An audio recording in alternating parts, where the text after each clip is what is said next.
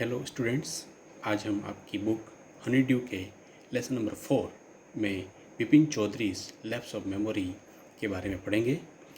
पाठ की शुरुआत में परिचय दे रखा है। इसमें पूछा गया है कि क्या आपकी याददाश्त अच्छी है या आपकी याददाश्त ने आपके साथ कभी कोई चालाकी की है। भूलना अक्सर व्यक्ति को कभी कभी मुश्किल में डाल देता है और अगर व्यक्ति कोई अपने जीवन के किसी महत्वपूर्ण हिस्से को पूर्ण रूप से भूल जाए तो यह उसको पागल कर सकता है। यहाँ इस कहानी के अंदर विपिन बाबू जो हैं वह ऐसे ही एक क्रेजी सिचुएशन में फंस जाते हैं जब उनको रांची की यात्रा का कोई याद नहीं आती है। वह कभी भी रांची की यात्रा के लिए नहीं गए थे, फिर भी उनके सामने जो उदाहरण पेश होते हैं वह उनको इस प्रकार से परिस्थिति में पैदा कर देते हैं कि वह पागल की तरह सोचने लगते हैं। वास्तव में इसके पीछे क्या सस्पेंस है, हम इस कहानी को पढ़ते हैं। प्रतिदिन या प्रति सोमवार को अपने काम से लौटते हुए विपिन चौधरी न्यू मार्केट में कालीचरण की जो दुकान थी वहाँ पर किताबें खरीदने उतर जाते थे। उनकी किताबें अपराध, भूतों और रोमांचकारी कहानियों की होती थी। पूरे सप्ताह पढ़ने के लिए कम से कम 5 किताबें वो लेते थे, क्योंकि वे अकेले थे।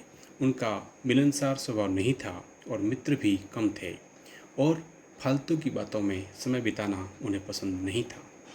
आज कालीचरण की दुकान पर किसी ने उन्हें घूरते हुए देख रहे ऐसा उन्होंने महसूस किया। उन्होंने मुड़कर देखा तो कोई गोल चेहरे वाला छोटे कद का एक आदमी उन्हें देख करके मुस्कुराता है। विपिन बाबू उससे पूछते हैं, क्या मैं आपको पहचानता हूँ? मुझे नहीं लगता कि मैं आपको पहचानता हूँ। क्या हम पहले मिल चुके हैं? वह आदमी बहुत आश्चर्यचकित हो जाता है। उनसे कहा कि हम लोग पूरे सप्ताह रोज़ मिलते थे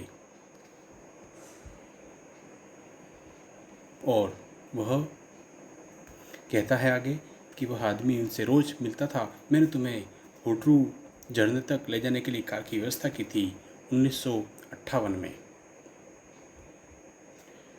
रांची में हम लोग मिले थे। मेरा नाम परिमल घोष है। रांची? कब? विपिन बाबू को बहुत आश्चर्य होता है। वह आदमी कोई गलती कर रहा है, उन्हें ऐसा लगता है, क्योंकि विपिन बाबू कभी भी रांची नहीं गए थे। कई ऐसे मौके आए जब उन्हें रांची की यात्रा करने का मन बनाया, लेकिन वह कभी गए नहीं। वह मुस्कुराते हैं और कहते हैं, क्या तुम्हें पता है मैं कौन हूँ? वह आदमी अपनी भौहें ऊपर उठाता है, अपनी जीभ काटता है और कहता है, क्या आप पूछ रहे हैं आप कौन हैं? अरे आपको कौन नहीं जानता?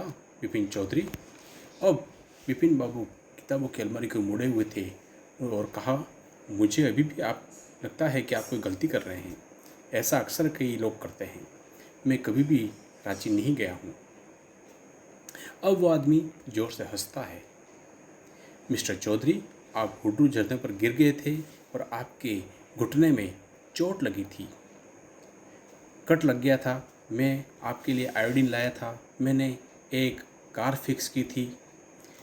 अगले दिन नेटर हेड जाने के लिए आप जाना चाहते थे, लेकिन आप नहीं जा सके क्योंकि आपको घुटने में दर्द था।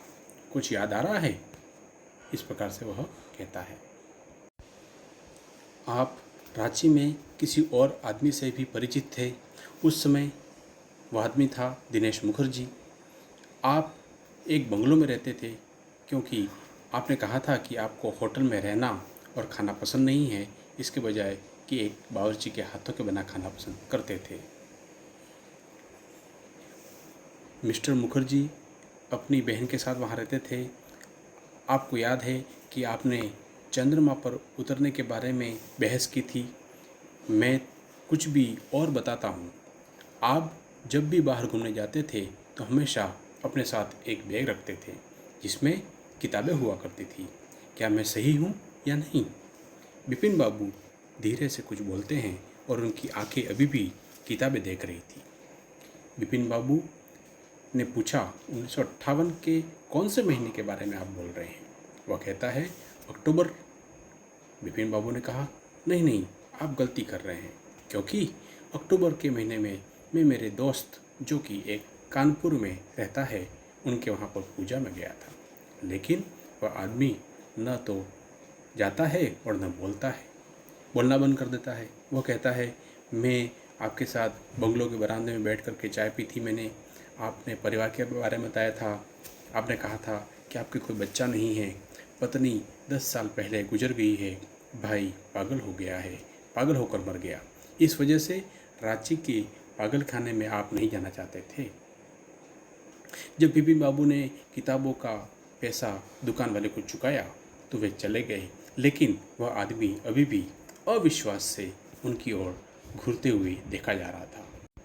इस प्रकार यह पहला पार्ट यहाँ पर समाप्त होता है।